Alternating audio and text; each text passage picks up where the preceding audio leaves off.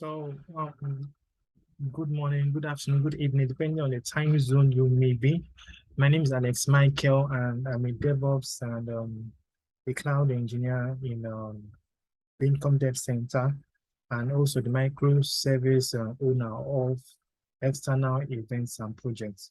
So, this is an SSD, also known as Service Description Document, and we are going to be looking at what this service actually entails, what is actually needed, why is this service actually brought about by the organization. So not to waste anybody's time, let me go straight to the next slide. So service overview, brief description. Beacom External Events was established to improve personal development and expose members to the growing tech community. Members get to meet developers, CEOs, CTOs, project managers, and so on from different parts of Nigeria and abroad. Furthermore, members are expected to share the knowledge they acquired with other members of the Beacom community. So because of this particular microservice helps in improving networking. From what we can see over here, we can see that it helps us to meet with other like minds in the industry, such as CTOs and CEOs, project managers, and all that. So it's actually a way to improve our networking. It's also a way of getting to meet people who help us in reaching our goals. So every team member is expected to attend at least one event every month. So we must look for an event to attend every month. It's a necessity as far as the organization is concerned. Attendance of events across the team could be 90% virtual and 10% physical because of the COVID situation in the world. Once COVID situation is resolved, we expect 90% physical and 10% virtual. So they have the service owners. As far as now is concerned, I am the service owner, and then last executed date, monthly high, that is the business priority, meaning that it is high. It is a necessity, it is mandatory. Yeah, this service is actually compulsory for everyone in the Beacom Dev Center. So approval process is by Mr. Badin, and then we have the department that actually follows, or should I say, follow up this particular process, and that is the professional services. And you can, of course, contact the professional services via the mail proservices@beacom.net. So, objective, why are we doing this? So, we are doing this one to boost the morale of team members, interns, and trainees, to improve problem-solving skills, to ensure all team members, interns, and trainees are up to date with emerging technologies, to ensure visitors who need the internet can connect, to build networks, as I've already said earlier, to build relationships with face-to-face networking, to support others in your network, to boost personal development ability, to invest in yourself, advertise your company by representing them. So these are the objectives of these personal microservices, as there are a lot of benefits associated with it. And the stakeholders who is responsible or who is involved is every member. I repeat, every member of the Beacom Dev Center, be it a training, be it an apprentice, be it a junior associate, everyone is actually expected to, to engage in the external event microservice. So high-level overview process list. So let's mention that this is a whole list. We have participating at external events and projects. So it goes across finding events, assigning people to events, adding events scheduled to Google Calendar, facilitating conveyance of individuals to events, reminding them, or rather reminding team members about their upcoming events, post event reviews with team members, and then becoming a speaker at events. Application to facilitate and also industry exposure, speaking at external events, and also coordinating external events and projects. So participation in external event projects, it's actually requires participating in an external event by asking questions, by making good and innovative contributions by interaction with other attendees. So these are what is actually expected when you attend external events. Then we have an overview, which is a link to the event advert, or let me take this slightly above. Okay, so a link to the event advert or any necessary information, maybe posters, flyers, must be posted to the hashtag what event external on Slack channel. So you must first of all look for an event. You must first of all look for an event, and in that, sorry about that. You must look for an event, and after looking for that particular event, then you have to post the link to that event on the Slack channel. And the channel for external events is what hashtag what external event. So another thing about this particular microservice that team members can volunteer to attend an event posted on the Slack. So if maybe a member of my team post a particular event, I can also say, okay, fine. Since this member of my team also does the same thing I do, and is also interested in the same things I am interested in, then I can reach out to him. Or rather, I can also join him in attending that event. So I can actually reach out to him and say, okay, I saw this, I saw that, I saw that. Okay, fine. Can we attend together? So that is if it's a physical event, you both can go together. And if it's not a physical, maybe virtually, then you still have to take permission. And that permission will be taken from the owner of the microservice, which is the external event. So team members can be nominated to attend an event. So you can look at, okay, fine, this particular event will be good for this particular person. So this person can actually go for it. So you can nominate a member to go for an event. Once an event is approved, the event is added at the Beamcomm's event calendar. After the event, a post-event review is conducted. So these are the things that are being carried out when we, let me just call it the processes that are being followed when registering for an external event, and even while attending it, and even after attending it. So we have another one, find events and projects. Every team member is encouraged to find events that will be beneficial to their growth and post them to the external events channel on Slack.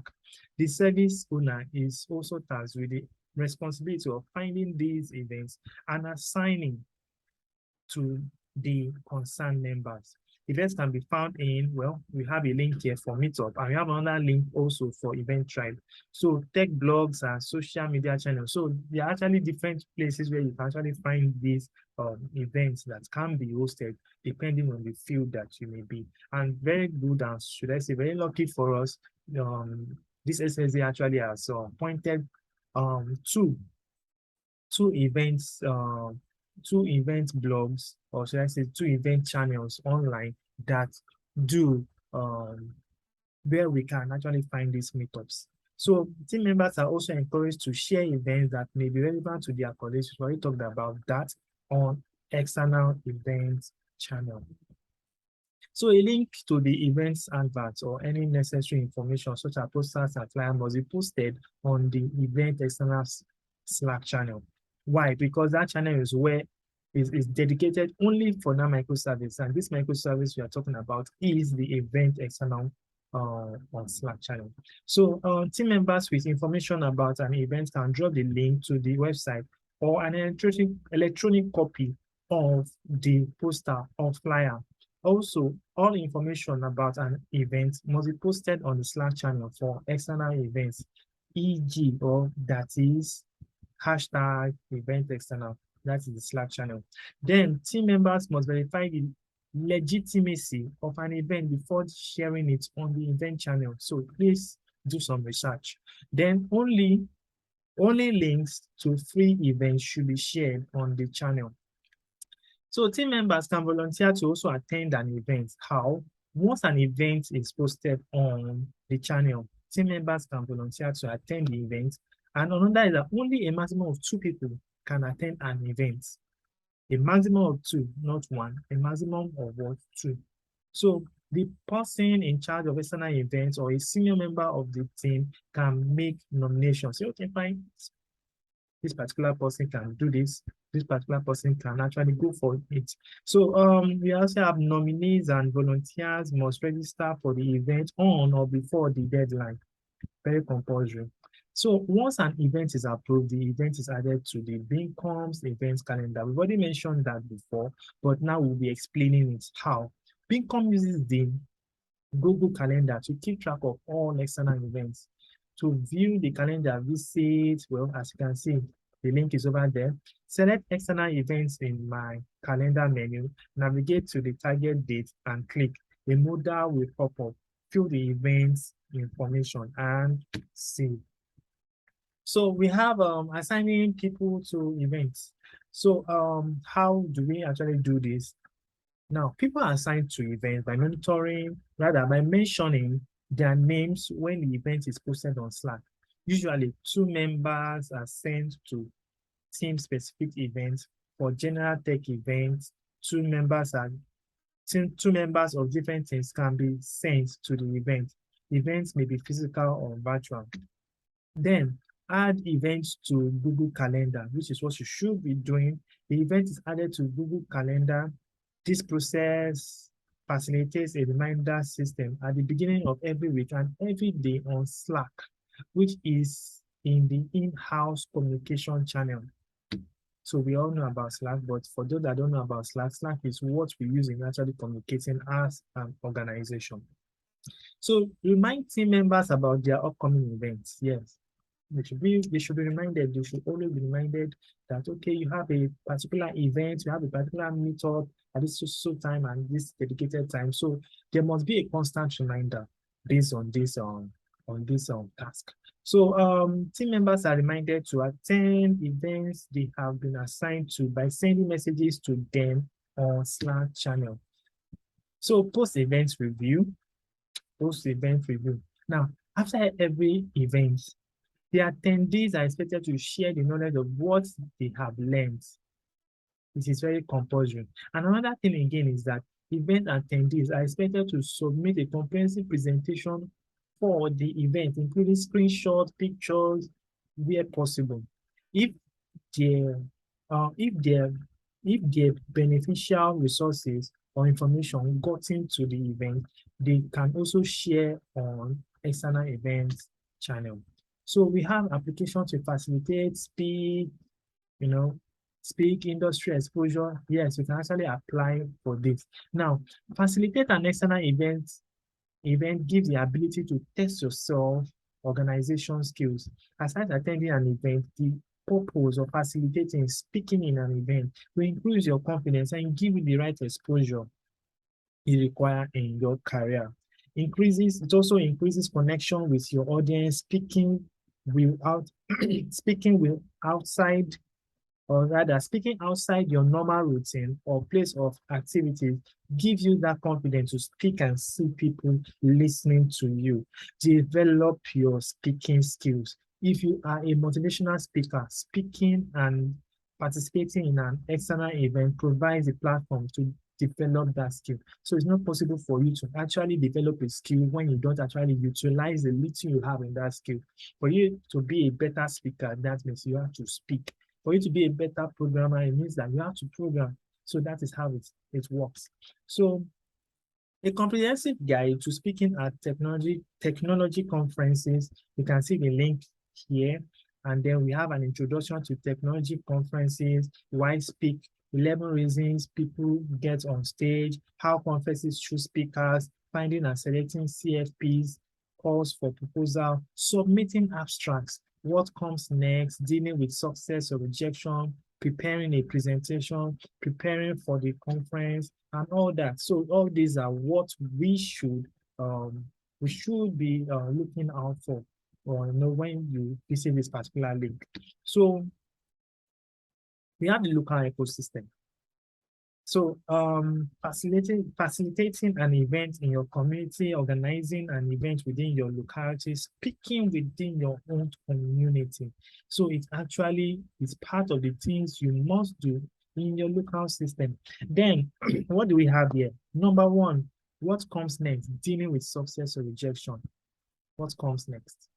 Now, a collection of some of the reasons your talk might be rejected, what to do when you do get a talk accepted, or how you respectively decline giving a talk when you are no longer committed to it, starting from your locality.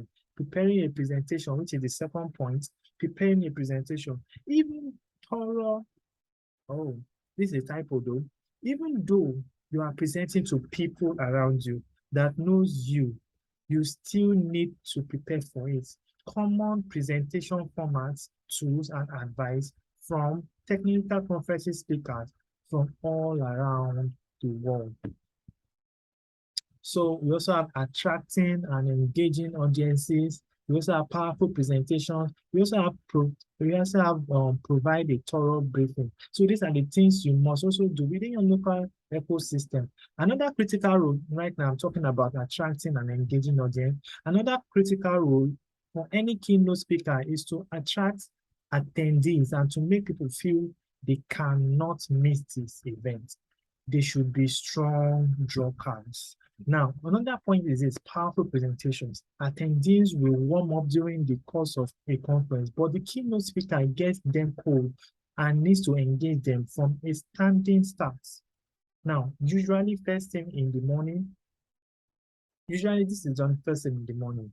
This requires a compelling presentation style, a light and often humorous tone at times, and most importantly, a deep knowledge of the audience. Now, providing a thorough briefing is another point, and under this point is, as the role of the keynote speaker is to set the tone for the event, they also need to have a thorough briefing on every aspect of the event, right?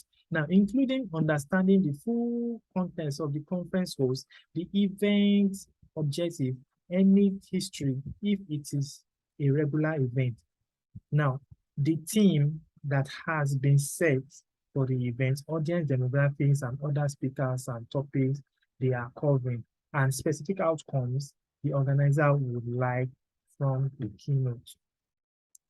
So we have over here facilitation / speaking at external events. Now, when facilitating or speaking at an external event, it is important to take the following into consideration. One, presentation slide tailored towards online. Presentation for online events should be styled and shortened to carry people along. Slides should not be as lengthy as a physical conference. Also, engaging virtual designs in a virtual conference. Let your designs or videos speak more rather than talk more to them. Interact formats. Let your session be precise and interactive by engaging your audience. So coordinating external events and project microservices in Beacon Dev Center is another thing we have here. And then some frequently asked questions is, one, would there be refreshments? Well, it depends on the event. So provide refreshments, and some provide refreshments while some do not. Now, another question is, can I attend more than one event in a month? Yes, you can, depending on the availability of the event, but you are required, or rather you are required to, for an approval, you need to get an approval for this particular event. Another frequently asked question is, how many events can one team member attend in a month? Now, team members are eligible for one event per month. However, there are more events, more than 2 can be allotted to an individual. What types of events are team members attending? Events beneficial to their growth in the chosen industry or in that chosen career. Now, albeit 3 events for now. So related documents, well, we don't have any related documents, and this is where we will be stopping. So I hope I've been able to convey the message of how the external events or microservice is being run in Beacon Dev Center as an organization. It is actually to improve your networking. It's actually to improve your communication skills. It's actually there to improve your knowledge. It's actually there to, improve your boldness, to improve your confidence, and of course, to make you a better person when it comes to your field of career.